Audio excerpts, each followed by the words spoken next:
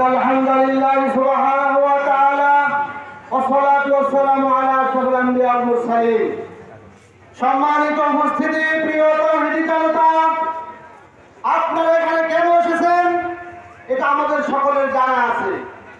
আমরা এসেছি সেই প্রেরণা থেকে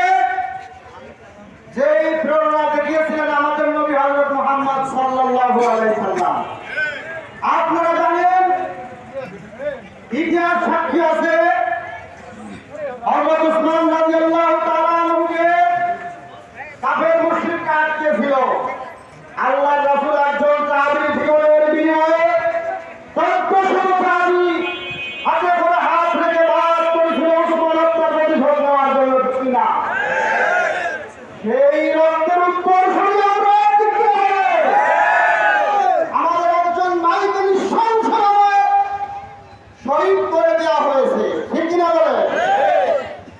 শহীদ সাইফুল ইসলাম ভাইকে নির্মমভাবে কুপিয়ে নৃশংসভাবে শহীদ করে দিয়েছে আজকে আমরা এখানে এসেছি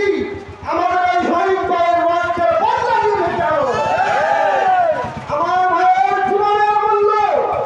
এই ন্যায় বিচার প্রতিষ্ঠা না হওয়া পর্যন্ত আমরা ময়দান ছেড়ে দেব না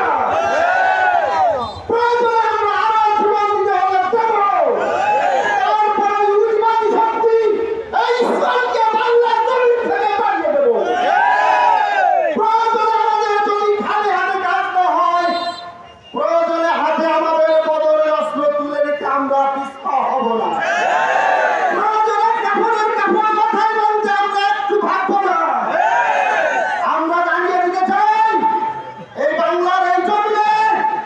প্রত্যেকটা ইঞ্চি জায়গার মধ্যে মুসলমানের রক্ত রয়েছে এটা শাহজাহানের দেশ এটা শাহ মাকদুমের দেশ এটা কোনো রামের দেশ নয় এটা মুসলমানদের দেশ এই দেশে মুসলমানের রক্ত নিয়ে কেউ যদি ষড়যন্ত্র করে সহ্য করা হবে না প্রিয় উপস্থিতি আপনারা জানেন